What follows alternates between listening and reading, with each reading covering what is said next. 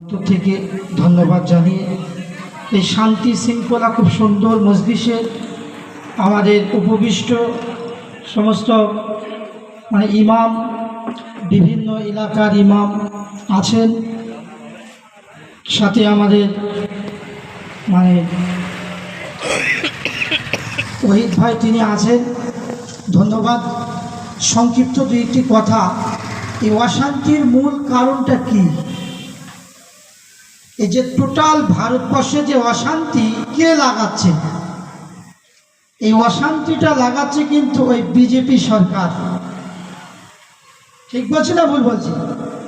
Total ভারতবর্ষে যে শান্তির বাতাবরণ ছিল, হিন্দু, মুসলিম, শেখ, ইসাই, জৈন যে মিলে ঝুলে এরা বসবাস করত, একসাথে কাঁধে কাঁধ মিলিয়ে চলতো, এদের মধ্যে ফাটল ধরানোর মূলে রয়েছে কে?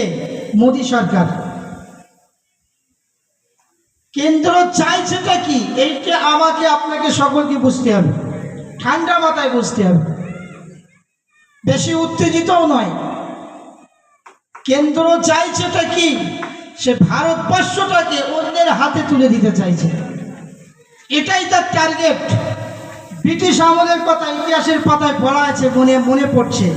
আমি সংক্ষিপ্ত আকারে একটু তুলে ধরছি।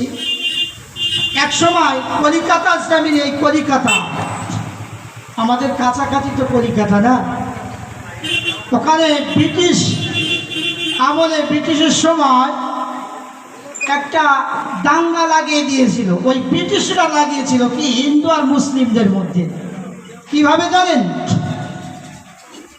যে তোমরা মুসলিমদের মসজিদ দেখে আর এই মসজিদগুলো কাছাকাছি যে যখন তারা ইবাদত করতে শুরু করবে, ঠিক সেই সময় তোমরা তোমাদের বাদ্য আর বাজনাগুলো বাজাবে।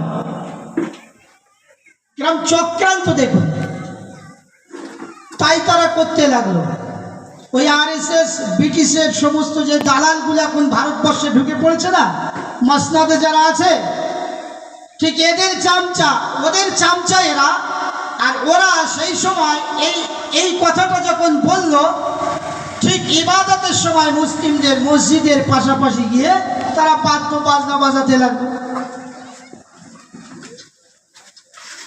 এইরকম পরিস্থিতিতে বহু মানুষ রক্তক্ষয় হয়ে গেল, মারপিট লেগে গেল। সমস্যার সম্মুখীন হওয়ার পরে তখনকার যিনি গভর্নমেন্ট ছিলেন, সেই ব্রিটিশ আমলে, তিনি একটা কমিটি করবার জন্যে কিছু উচ্চ পদস্থ মানুষদের ডাকলেন। তার মধ্যে আমন্ত্রিত ছিল আমাদের ফুরফুরা শরীফের পীর আবু বকর সিদ্দিক রাহমাতুল্লাহ আলাইহি, তিনি আমন্ত্রিত ছিলেন।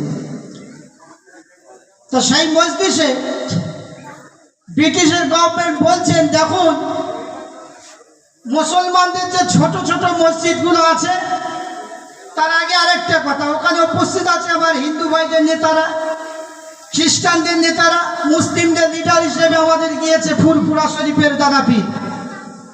তা উনি গভর্নমেন্ট বলছেন যে ছোট ছোট মসজিদগুলোর কাছে তোমরা বাদ্য বাজনাগুলো বাজাবে, আর বড় বড় মসজিদ যেগুলো আছে সেখানে বাজাবে। ভালো করে শুনবেন। এখন এই পরিস্থিতি হলে ওখানে প্রতিবাদ করবার মতো, দাঁড়িয়ে কথা বলার মতো কেউ নেই। যদিও আবার হিন্দু ভাইদের নেতারা আছেন এবং খ্রিস্টানদের নেতারা আছেন, তবুও তারা উঠতে পারছেন না।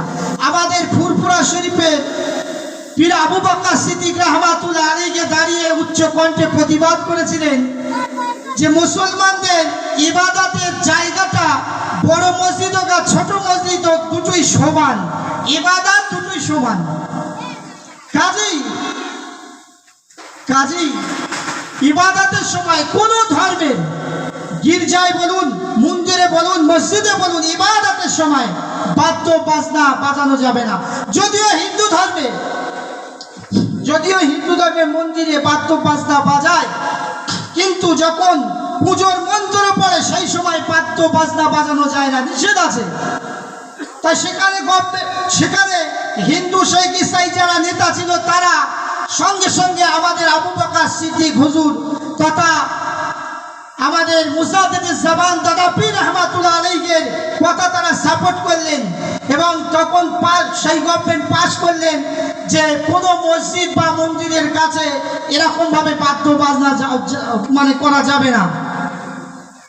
তাহলে ঐক্য কেমন দেখুন, একতা কেমন দেখুন। সেদিনে দাদা পীর প্রতিবাদ করেছিলেন, আর ওই ব্রিটিশের মিটিংয়ে তখন বলেছিলেন দেখুন যে একটা গাছ দাঁড়িয়ে আছে, একটা গাছ দাঁড়িয়ে আছে তিনটা শেকড় নিয়ে, মুসলিম, হিন্দু আর খ্রিস্টান এই তিনটা শেকড় একটা গাছ দাঁড়িয়ে আছেন। যদি একটা শেকড় কেটে ফেলা হয় তাহলে ওই গাছটা কিন্তু দোলদুল্যমান হয়ে যাবে। সে ঝড় আসলে, তুফান আসলে কিন্তু ওই গাছটা পড়ে যেতে পারে, দুটো ঠ্যাঙে কখনো থাকবে না। এই যে স্থানটা আছে তিনটে ঠ্যাঙে দাঁড়িয়ে আছে, যদি একটা ঠ্যাং কেটে দেওয়া হয় দুটো ঠ্যাঙে স্থানটা থাকবে কি? থাকতে পারে না।